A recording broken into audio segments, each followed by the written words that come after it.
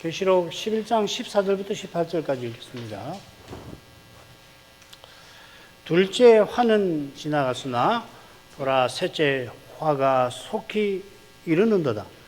일곱째 천사가 나팔을 불매 하늘에 큰 음성들이 나서 가로되 세상 나라가 우리 주와 그 그리스도의 나라가 되어 그가 세세토록 왕노릇 하시리로다 하니 하나님 앞에 자기 보좌에 앉은 24장로들이 엎드려 얼굴을 대고 하나님께 경배하여 가로되 감사하옵나니 옛적에도 계셨고 시방도 계신 주 하나님 곧 전능하신 이여 친히 큰 권능을 잡으시고 왕노릇 하시도다. 이 왕들이 분노하며 주의 진노가 임하여 죽은 자를 심판하시며 종 선자들과 성도들과 또 물은 대수하고 주의 이름을 경외하는 자들에게 상 주시며 또 땅을 망하게 하는 자들을 멸망시키실 때로소이다 하더라. 우리가 지난 몇 시간 이 일곱 나팔 시리즈의 막간이라고 하는 부분을 살펴봤습니다. 이 막간은 이 작은 책 장면과 두 증인 장면으로 이루어졌죠. 첫째 장면에서 요한 사도가 작은 책을 먹어버리니 그 배에서 쓰게 되었고, 둘째 장면에서 두 증인이 땅에 거하는 자들을 괴롭게 하였습니다. 요한의 활동과 두 증인의 활동은 똑같이 예언하는 사역입니다. 계시록에 이 두 곳에만 예언한다는 동사가 나온다 말씀드렸죠. 이 예언이 그저 미래의 일을 미리 말하는 것만이 아니라는 것이 두 증인이 1260일 예언한다 하리라 하신 말씀에서 짐작이 됩니다만은 장래 일을 혹미리 말할지라도 중요한 점은 그게 사람의 말이 아니라 하나님의 말씀인데 있는 것이에요. 하나님이 말씀하신 대로 친히 이루신다 하는 것이 중요한 겁니다. 이 과정에 이상하게도 두 증인을 해하려는 일이 끊이질 않고 사도 요한은 이미 로마 제국에서 제국에게 유배당한 상태에서 이 이상을 보고 있습니다.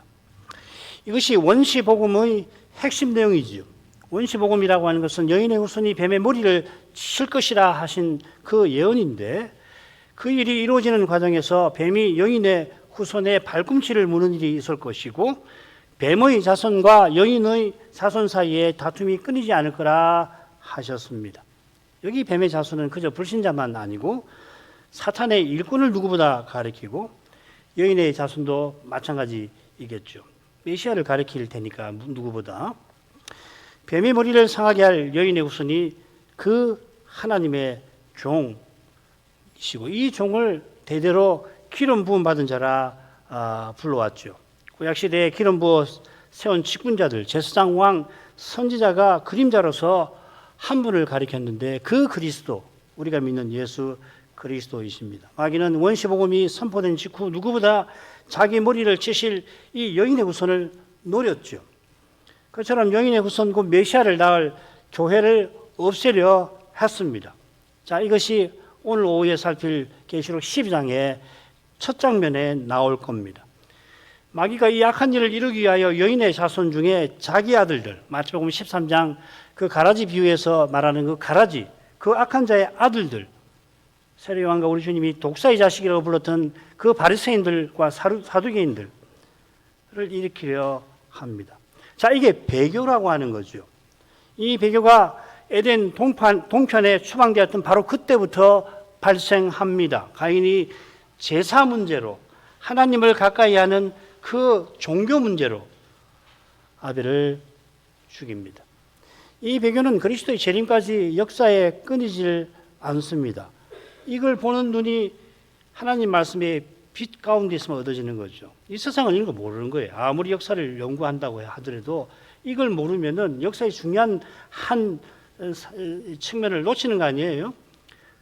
역사의 끝에 이르러 세계적 범위로 이 배교는 가장 강력하게 발생한다 교훈합니다. 주의 충직한 종은 이 세계적 배도가 이미 여러 세기에 전개되어 간다고 반세기 전부터 그 이전부터지만은 요한계시록을 강의하던 그때에 언급한 바 있습니다. 꼭 이 책을 읽어보시고 탐독하시기를 바랍니다. 이 배교 후에 즉 그 적그리스도가 마귀의 화신처럼 등장해서 교회를 헤아려 할 텐데 두 증인 장면이 거기에 관하여 언급했죠. 짐승 말이에요. 적그리스도 시대에 두 증인이 죽어 시체가 안장되지 못하지만 죽은 증인들이 다시 살아나게 하시듯이 하나님께서 복음의 전진을 가로막고 교회의 존재를 말살하려는 원수들과 세상에 재앙을 내리시는 것입니다. 일곱 나팔이 나팔을 불 때에 하나님께서 재앙 내리시는 장면들이 요한에게 보입니다. 특히 나중 새 나팔은 날아가는 독수리가 땅에 가는 자들에게 화가의 소리로다, 화가의 소리로다, 화가의 소리로다 선언한 것처럼 적그리스도 시대에 특히 임할 재앙을 다루는 것입니다. 긴 막간 앞에 둘째와 셋째 화의 장면이 나왔고 이제 셋째 화가 이렇게 예고됩니다. 오늘 읽은 말씀 다시 읽겠습니다. 14절 둘째 화는 지나갔으나 보라 셋째 화가 속히 이르는도다. 자, 이절은 둘째 삽입절, 이 9장 12절하고 비슷함이 조금 다릅니다. 우리가 처음에 이 부분 공부할 때 줄거리 말씀드렸죠. 그렇죠? 4개의 나팔이 나오고 그 다음에 첫 번째 삽입, 날아가는 독수리가 3개의 화를 예고하는데 그건 남은 새 나팔 부는 것과 관련이 되어 있죠. 그리고 다섯 번째 나팔이 있고 그 다음에 둘째 삽입구가 나오고 그 다음에 여섯째 나팔, 이게 이제 둘째 화인데 그 위에 막간이 길게 나왔던 것입니다. 그리고 세 번째 삽입절이 오늘 읽은 본문 맨 처음에 나옵니다. 자, 이게 둘째 삽입구하고 매우 비슷한 줄거리 되어 있습니다. 9장 12절 첫째 화는 지나갔으나 보라 아직도 이후에 화 둘이 이르리로다. 똑같이 이런 화는 첫째 혹은 둘째 화는 지나갔으나 보라 아직도 둘째와 셋째 화가 이르리로다 이렇게 되었습니다. 똑같은 낱말이 나오죠. 화라는 말, 우아이, 지나갔다, 그리고 이르리로다 나옵니다. 각절은 서로 다른 내용을 전하니까 몇몇 단어들은 당연히 다르죠. 첫째와 둘째, 또 둘째와 셋째, 아직도 이후에 속히 뭐 이런 다른 건 당연히 있습니다만은 핵심 구절은 같다 하는 겁니다. 여기서 두 가지 점을 살피고 이 셋째화로 가겠습니다. 하나는 둘째화가 지나갔다 하는 표현과 붙어 있습니다. 둘째화는 마병대 재앙이라고 우리가 우리만 아니라 대부분의 주석가들이 둘째화는 마병대 재앙이다 이렇게 말하죠. 그리고 이 마병대 재앙에 이어지는 작은 책 장면과 두 증인 장면은 이 둘째화와 구별되는 막간이다. 그렇게 말합니다. 그렇다면 둘째화가 지나갔으나 하는 표현이 마병대 장면 직후에, 즉 계시록 10장 1절 직전에 나오는 것이 자연스러운 거 아니에요? 학자들의 해석에 따른다면은 어쩌면은 셋째 화가 속히 이를 것이라는 표현 때문에 이 셋째 삽입구가 셋째 화 직전에 지금 11장 14절에 나온 것일지도 모릅니다만은 막간의 두 장면을 둘째 화와 딱 붙여서 생각하는 것이 아닐까 하는 겁니다. 이런 질문이 타당한 것은 첫째 화 직후에 나온 둘째 삽입절에도 이어집니다. 거기 보면 첫째 화가 지나갔다. 다섯째 나팔이죠.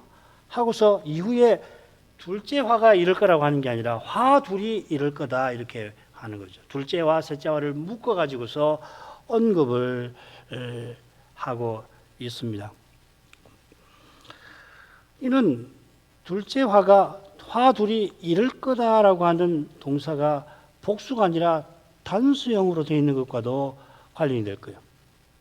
둘을 이야기했는데 주어는 복수인데 동사는 단수라 이 말이죠.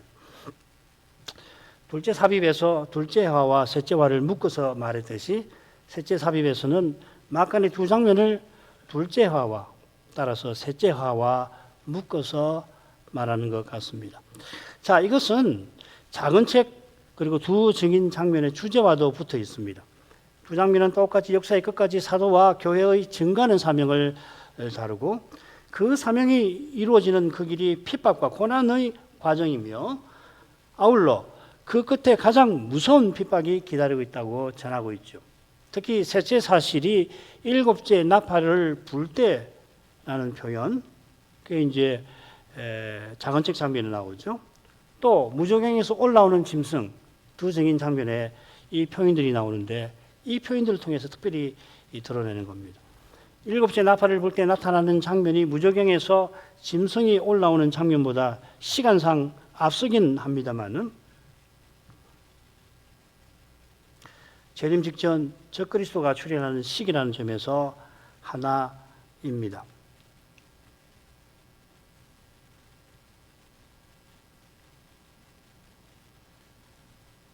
반대입니다. 제가 금방 일곱째 나팔을 불 때 나타나는 장면이 짐승이 올라오는 것보다 시간상 뒤에 나오는 것입니다. 죄송합니다. 둘째로 둘째 삽입과 셋째 삽입은 똑같은 동사가 문맥에 따라 다르게 번역이 되어 있습니다. 둘째에서는 이 동사가 아직 두 화가 이후에 이를 거다 이렇게 번역을 해놨고 셋째에서는 속히 이른다 이렇게 되어 있습니다. 문법상 형태상 똑같습니다. 그런데 영어도 그렇게 되어 있어요. 영어도 시제를 현재형으로 쓰기도 하고 현재 진행형으로 쓰기도 하고 미래형으로도 쓰기도 하고 있습니다. 한글 개혁과 달리 이 영어 역본들은 둘째와 셋째 삽입에서 똑같이 번역이 되어 있습니다. 각 경우 둘째, 셋째화 그리고 셋째화가 말하는 시점보다 미래에 오는데도 현재 시제를 쓰는 것은 예고한 화가 곧 일어날 것임을 강조하려고 하는 것 같아요. 이것이 셋째 삽입에서 속히 이럴 거라고 표현한 데서도 명시됩니다. 아울러 이 속히라는 말이 계시록에 5번 더 나오는데 나머지 모두 주님께서 속히 오실 그 일에 쓰입니다. 이는 셋째 화가 주님의 재림의 가장 중요한 사건임을 암시합니다. 우리가 그 내용을 이어지는 일곱 나팔 시리즈의 마지막 단락에서 이제 살피게 될 것입니다.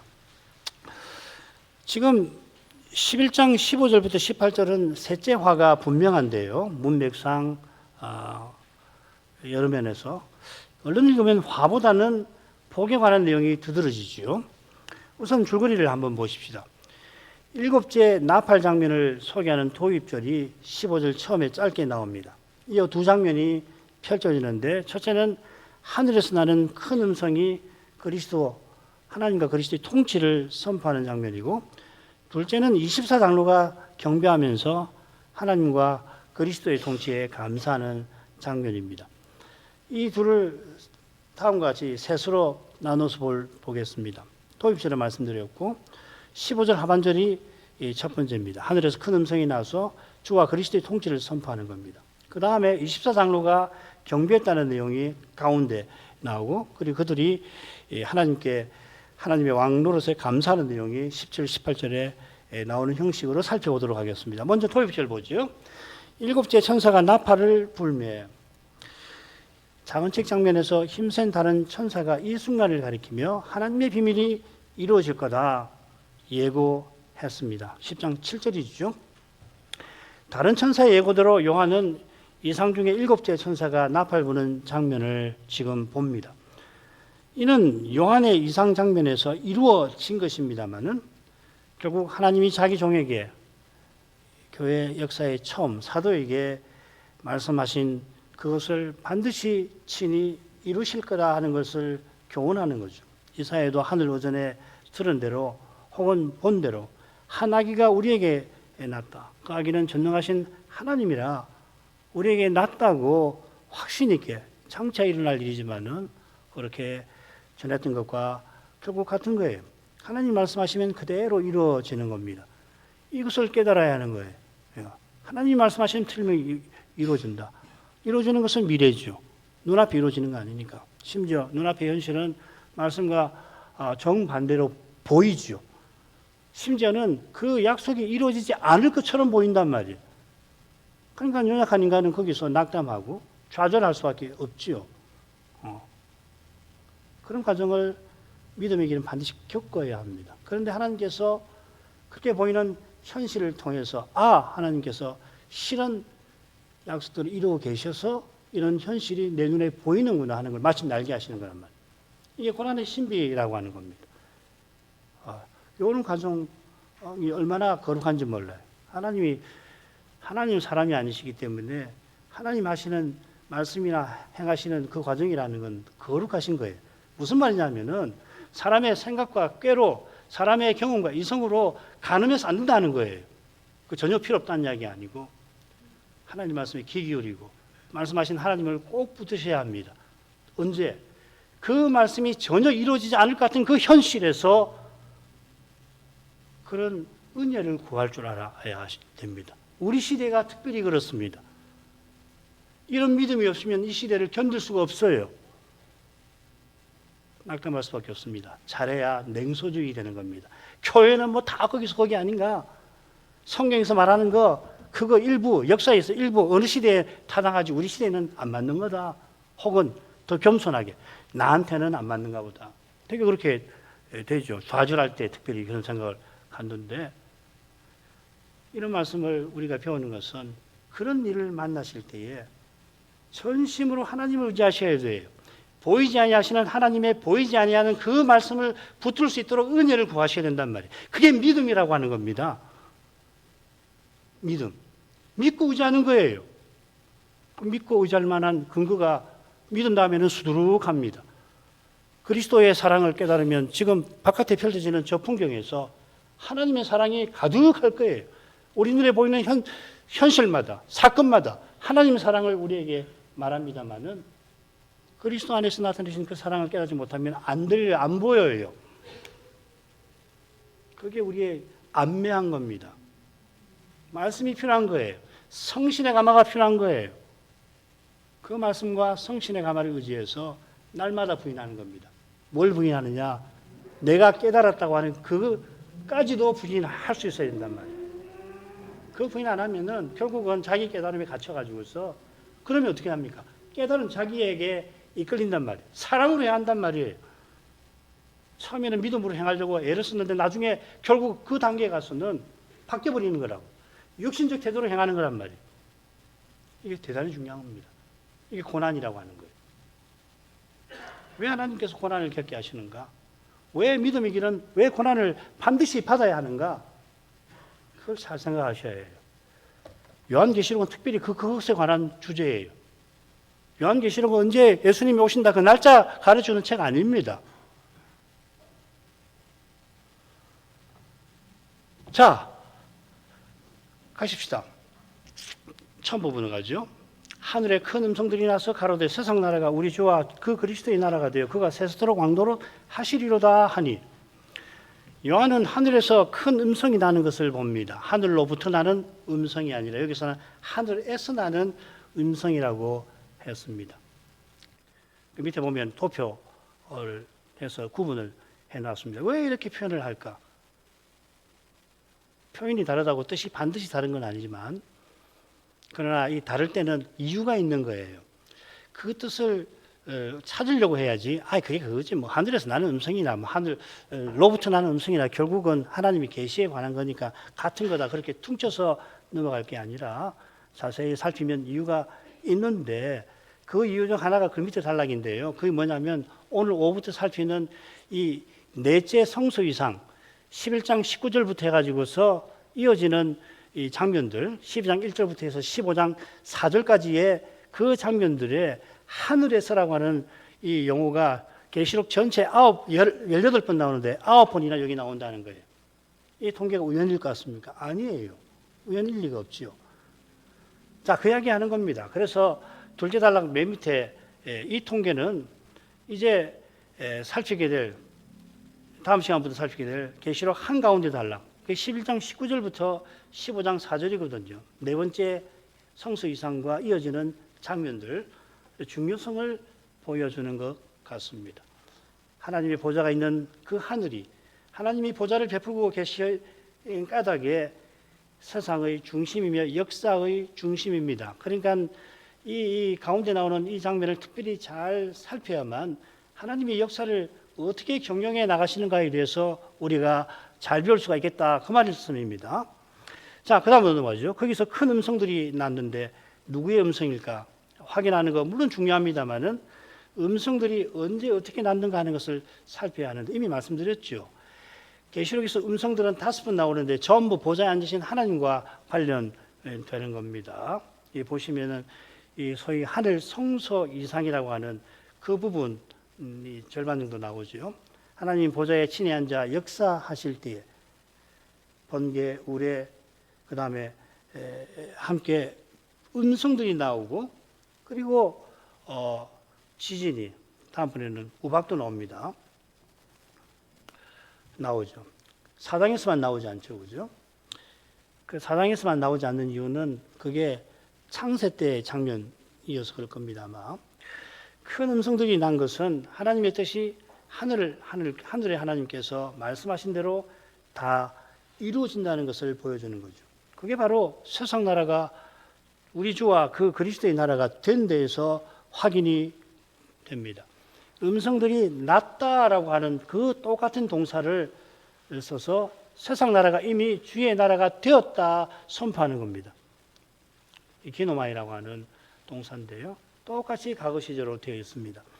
여기 세상 나라들이 아니라 나라라고 표현한 데서 이 나라가 역사에서 일어서고 넘어지는 개별 국가나 특별히 제국들이 아님을 짐작합니다. 무슨 말씀하는지 짐작하시죠?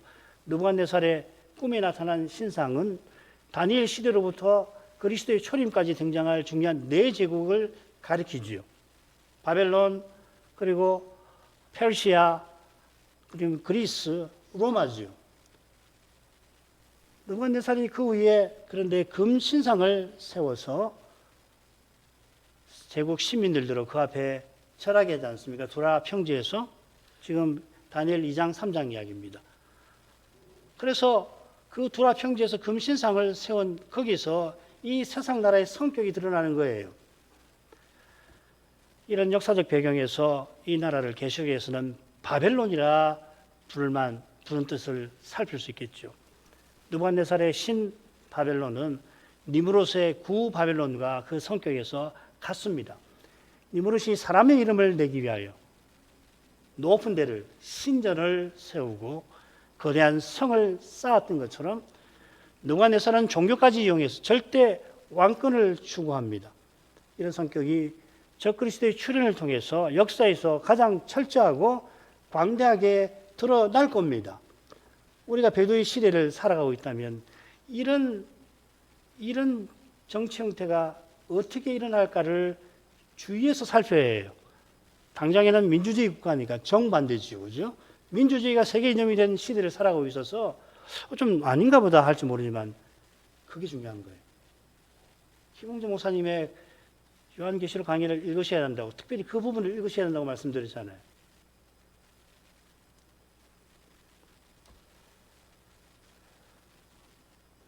지금은 세상 나라라고 표현되었습니다만은 이어지는 한가운데 단락, 넷째 단락에서는 이름이 붙을 겁니다. 바벨론.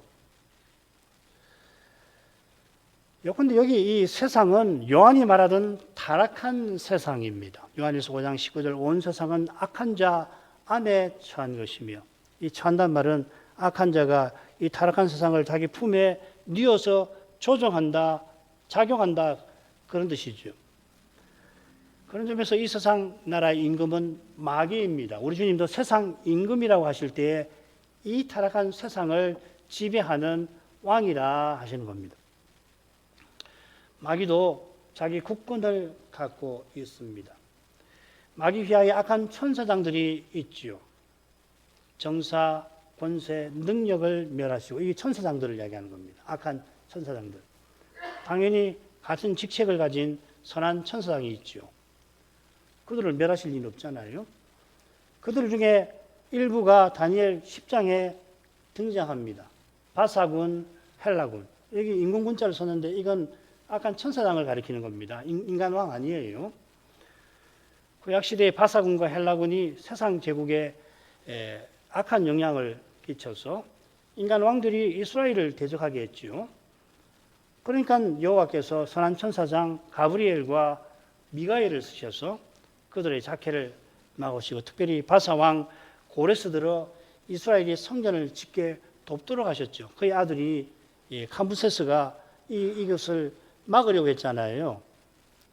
그때 바사군이 작용을 해서 그런 거거든요. 바사군이라는 천사장이 이 감부세스에게 악한 영향을 끼쳐가지고 성전 짓는 일을 막으려고 했는데 하나님께서 선한 천사장을 보내가지고서 그걸 무력화시키는 과정이 다니엘 10장에 나오는 거잖아요. 신비한 내용이죠. 거기만 잠시 있는 게 아니라 지금도 마찬가지예요. 지금은 마귀가 결박되어 있는 상태지만은 지금도 그 자켓을 볼 눈이 있어야 되는 거라고요. 눈에 보이는 현실 이렇게 갇히면 안 된단 말이에요. 현실을 무시하라는 이야기가 아니고 눈에 보이는 현실을 어떻게 무시하면 됩니까? 무시하라는 이야기가 아니고 거기 갇혀서 그 배후에서 작용하는 이 신령한 세계의 작용에 대해서 교회가 무시하면 안 되겠다 하는 겁니다. 특별히 우리 시대는 더 그래요. 안 그러면 돈 벌고 사람들 인정받으려고 그러고 하고 싶은 일 하고 돌아다니는 이 세대의 현실에 갇혀버리고 마는 거 아니냔 말이죠.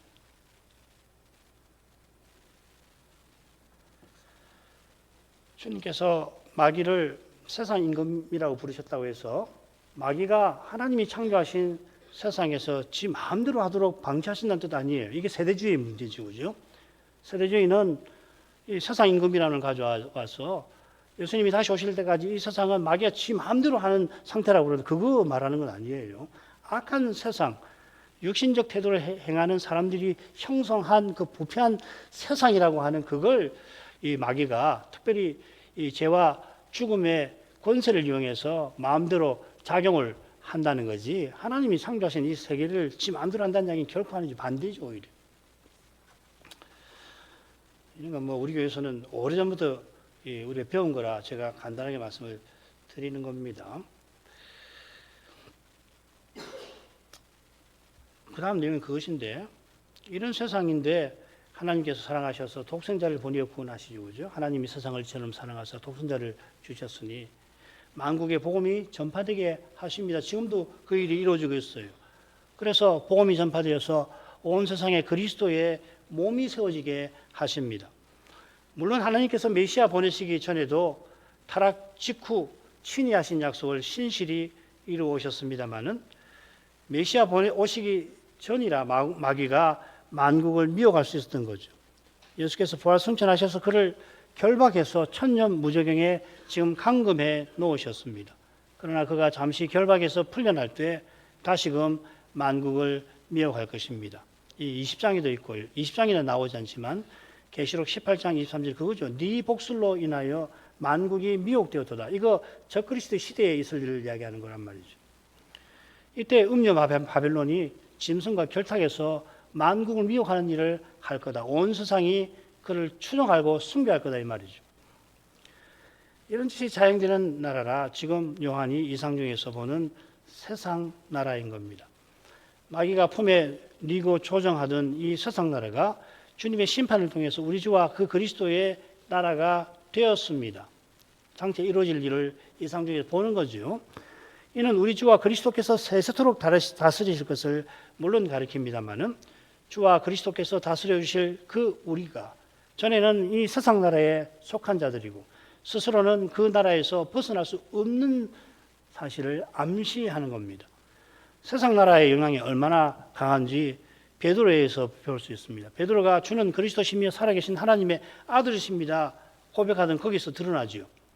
주님께서 그 고백을 하는 베드로에게 바요나 시몬아 네가 복이 있도다. 이를 알게 한 이는 혈육이 아니라 하늘에 계신 내 아버지시라 말씀해 주시고 이 반석 위에 내가 내 교회를 세우리니 음부의 권세가 이기지 못하리라 약속을 하시고 그 약속을 어떻게 이루실 건가? 주님의 십자가 부활을 빌어서 교훈해 주시지 않았습니까? 그런 복되고 거룩한 순간에 베드로가 감히 주님을 책망하면서 간하면서 주님의 길을 가로막았습니다. 그런 그에게 사탄아 네가 내 뒤로 물러가라 주님이 무섭게 말씀하셨습니다. 베드로가 사탄이라는 말씀하신 거 아니죠, 그죠? 그럴 리가 없잖아요. 그러나 베드로와 사도들이 지금까지 온 세상과 함께 사탄의 악한 영향을 받은 탓에 육신이 있으니까 게다가 한 제자는 과연 사탄의 아들이 되고 말고 베드로는 주님처럼 하나님의 일을 생각지 않고 사단이 바라는 대로 사람의 일을 생각을 하였던 겁니다. 장차 우리가 그리스도의 영원한 다스림을 받을 때에 이런 우리의 이 과거를 기억하고서 겸손 또 겸손하지 않을 수가 없게 되겠죠. 게다가 다스리시는 그리스도가 우리를 섬기시니 조금도 우리 마음을 높일 수가 없게 될 것입니다. 거룩한 감각을 가지셔야 한다고 그랬죠. 지금도 그리스도 통치는 어떻게 나타나는가? 사람의 힘과 꾀로서 그리스도의 통치를 나타낼 수가 없어요. 그거는 역행하는 겁니다. 그리스도는 섬겨야 하는 겁니다. 그런 사람이 직분자가 되어야 되는 거예요. 그건 단박에 알아야 하는 겁니다. 그 다음 가죠. 하나님 앞에 자기 보좌에 앉은 24 장로들이 엎드려 얼굴을 대고 하나님께 경배하며 하늘의 음성들이 선포한 내용에 걸맞은 일이 하늘에서 벌어집니다. 24 장로가 경배합니다. 24 장로의 경배가 흥미롭게 묘사되었습니다. 자기 보좌에 앉은 장로들이라고 새겼습니다마는 요한은 24 장로들이 자기 보좌에 앉아 있다가 경배했다고 묘사를 하고 있습니다. 비슷한 장면이 둘째 성수 이상에 나왔지요. 24 장로가 자기 보좌에 앉아 있다가 하나님과 어린 양께 엎드려 경배하였습니다. 그 이유는 어린 양께서 아버지 우편에 앉으시는 사실과 붙어 있습니다. 어린 양께서 하늘과 땅의 모든 권세 받으신 만왕의 왕 만주의 주이신 까닭에 24 장로는 마땅히 엎드려 경배한 겁니다. 지금도 메시아께서 다시 세상에 오셔서 마지막 심판을 행하고 계시니까 이상 중에서는 그 장로들이 엎드려 하나님 앞에 엎드려 경배를 마땅히 하는 것이죠. 자, 이는 뭐 우리 많이 살폈으니까 그 내용으로 가죠. 가로되 감사옵나니 옛적에도 계셨고 시방도 계신 주 하나님 곧 전능하신 이여 신이 큰 권능을 잡으시고 왕노릇 하시도다.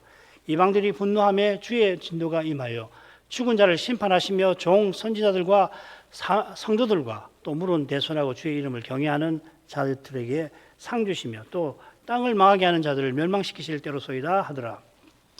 장로들이 하나님께 감사를 드립니다. 일곱인 시리즈 막간에 보면 모든 천사가 감사를 돌리는 장면과 어울립니다. 장로들이 모든 천사와 함께 바라고 바라던 그 일을 마침내 하나님이 이루신 것을 보자 감사하는 거겠죠. 이 사실이 옛적에도 계셨고 시방도 계신 주 하나님 곧 전능하신 이라고 하는 성호에 환히 드러납니다. 주 하나님 곧 전능하신 이에 관해서는 우리가 여러 번 살폈습니다. 장차 오실 이가 여기 빠졌는데 여기서는 당연히 빠져야 하죠. 빠진 이 창호 치고는 하나님이 장차 심판하실 분이라고 하는 것을 교훈하는 거고 여기서는 이미 심판을 행하셨으니까 전에도 계시고 지금도 계신 하나님 이렇게 번역을 그렇게 표현하는 거죠. 장차 오실이라고 할 필요가 없죠. 이미 오셨으니까요. 자, 그 내용이 18절에 나옵니다. 요지를 알기 위해서 뼈대가 되는 부분을 한번 보십시다.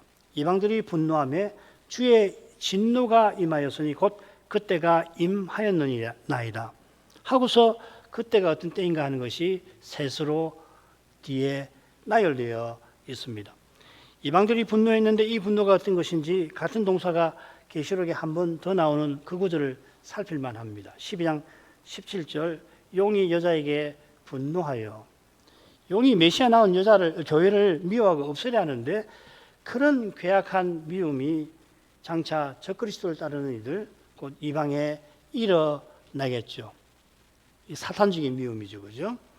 그뿐만 아니라 역사 내내 믿음의 길을 걸어가는 교회와 신자를 핍박하는 데에서 이 사탄적인 미움이 끊이지 않을 것입니다. 이런 미움 비슷한 것이 일어날 때 참 조심하셔야 해요. 그 시기심, 미움, 상대를 없애야 하려고 하는 그런 마음 말이죠.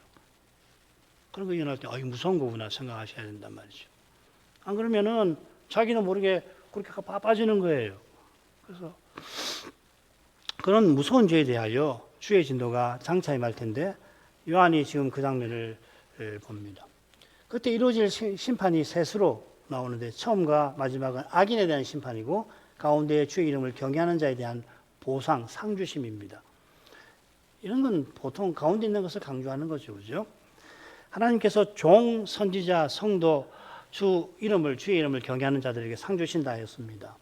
이 넷인데 마치 새처럼 번역을 해놨습니다. 주의 종들, 선지자들, 성도들, 주의 이름을 경외하는 자들 이렇게 되어 있습니다. 이게 참 절묘하게 연결된 거지 그냥 막 나열된 거 아닙니다. 종들과 선자가 짝을 이루고 성도와 경외하는 자들이 짝을 이루는 동시에 주의 종들과 주의 이름을 경외하는 자들 서로 연결되죠. 주의 종들, 주의 이름 이렇게. 선지자와 성도도 자연히 그렇게 됩니다. 이는 장차 우리가 어떻게 하나님을 섬길지를 암시하는 것도 같습니다. 지금은 교회 직분이 있고 구약에는 그리스도 직분도 있었습니다만 장차는 이런 직분 필요치 않고 우리 모두가 그리스도처럼 하나님과 주를 서로를 섬기게 됩니다. 이 섬기는 이것이 우리에게 주시는 상의 핵심입니다. 이 상을 바라는 이는 지금 여기서 직분이 있든 없든 섬기시는 그리스도를 본받아 그리스도의 섬기심을 받으니까 그리스도의 생명을 받으니까 그러니까 그리스도를 대하듯 형제를 대하고자 하는 겁니다. 이게 기독교 윤리, 그리스도 윤리의 핵심이죠. 그리스도를 대하듯 서로를 대하고 그리스도가 우리를 대하듯 서로를 대하는 겁니다. 이런 세상이 어디 있습니까? 이게 하나님 나라하고 교회가 이런 하나님 나라를 드러내야 되는 거거든요. 쉽진 않아요. 이런 시대에는 이런 사회를 보는 것이 너무나 희귀해져서 낙심이 큽니다. 우리 현실이 특별히 그렇습니다. 그러나 좌절하면 안 됩니다. 주님은 이 일을 반드시 하십니다.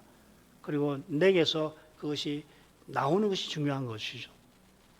그렇게 섬기셔야 돼요. 그러면 달리 보입니다. 눈앞에 현실만 보이는 게 아니라 그 넘어가 보인단 말이죠. 그 현실 위에 계시는 그리스도가 보이는 거란 말이죠. 당장에는 나 혼자 있고 가야 할 길이 막막할 수 있지만은 그리스도를 배울 때 그분은 이미 해답으로 함께 계시는 것을 그리고 그분과 함께 보편의 교회가 그리스도의 몸이 있는 것을 믿음으로 보는 거란 말이죠. 이 믿음이 있어야 하는 거예요. 여러분, 주님만 의지하십시오. 사람이 말씀을 베푸는 거 아닙니다.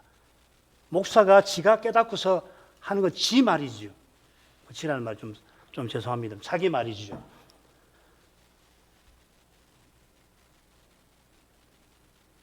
그리스도께서 예배에서 내가 아버지를 내 형제들에게 선포하리라 서원하셨습니다. 이 약속을 믿으셔야 되는 거예요.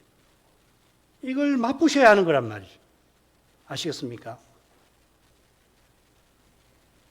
이게 안 되면 우리 고백하는 건 전부 말에 불과할 겁니다. 사도적 교회, 거룩한 교회, 보편적 교회 어디 있습니까? 그리스도가 전부 안에 그 전부 안에 전부 되시는 그런 사회 어디 있어요? 그 경험한 적 있습니까? 그게 어떻게 가능한 겁니까? 그리스도가 복음 강설에 임재하셔서 친히 아버지를 자기 형제들에게 선포하신다. 그게 중요한 거예요. 하나님이 하시는 거라고. 그런 교회가 되기를 소원하시고 구하셔야 하는 겁니다. 그걸 위해서 뭐든지 양보할 수 있어요. 그리스도 하는 것이 가장 고상함을 인하여 다른 모든 것을 해로 여긴다. 바울이 말하는 게 뭡니까? 이거라고요. 그러지 않고서 말씀을 깨달을 수 있을 것 같으십니까? 그러지 않고서 말씀을 주실 것 같아요? 아닙니다. 그 말씀을 주시는 것이 얼마나 중요한가를 아신다면 조금만 생각해 보면은 금방 아는 거라고요.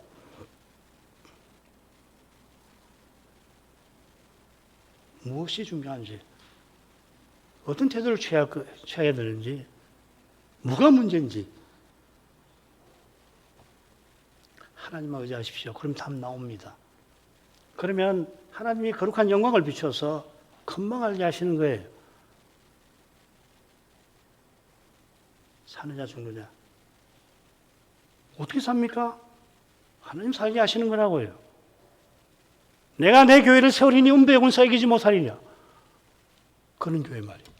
음부의 권세 이기지 못하는 교회 말이에요. 죄와 죽음의 권세가 제압당하는 교회 말이에요. 그게 여러분들이 추구하는 교회 아니었습니까? 추구하는 교회 아닙니까? 어떻게 가능합니까?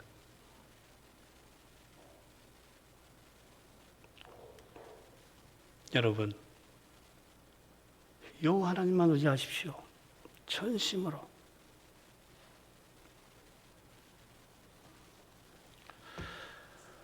그 이어 나오는 내용은 뭐 어려운 거 아닙니다. 죽은 자 심판은 악인의 심판이 분명한 것 같아요. 계시록 20장 인용한 말씀 읽으면 아는데 거기 보면 사망과 음부도 그 가운데 죽은 자를 내어주고, 여기 죽은 자는 신자 아닙니다. 바다가 그 가운데 죽은 자를 내어주고, 이건 뭐 신자가 해상에서 죽임당해서 내어준단 말이에요. 그 말 아니죠. 상징적. 죽은 자들은 땅을 망하게 하는 자들이라 했는데, 이 망하게 한다는 말이 고린도전서의 유명한 말씀에 나옵니다. 누구든지 하나님의 성령을 더럽히면 하나님이 그 사람을 멸하시라 할 때 그 용어입니다.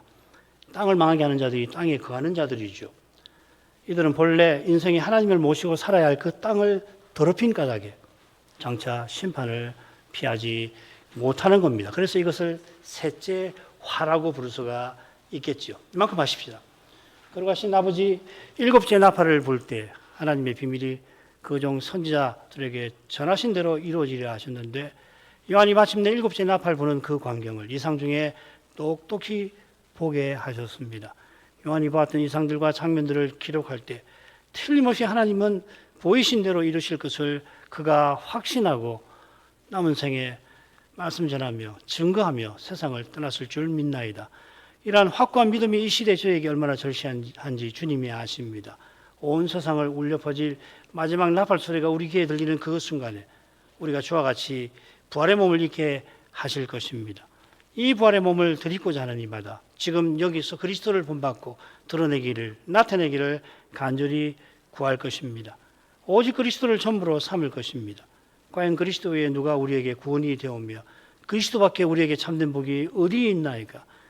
아버지, 내게 사는 것이 그리스도 신이 죽는 것도 유익하다 고백한 바울과 같이 나를 위해서 자기 목숨 버리신 하나님 아들을 믿는 이 순전한 믿음으로 살아가기를, 그리스도를 존귀하게 하는 이것을 간절히 소원하여서 그 일을 힘쓰며 살게 하시고 그것을 위해서 무엇이든지 기꺼이 버리는 그런 믿음을 허락하시옵소서. 지금 여기서 간절히 바라는 이것이, 바로 이것이 장차 주께서 우리에게 주실 그 상의 핵심인 줄 믿나이다. 예수님 이름으로 기도합니다. 아멘.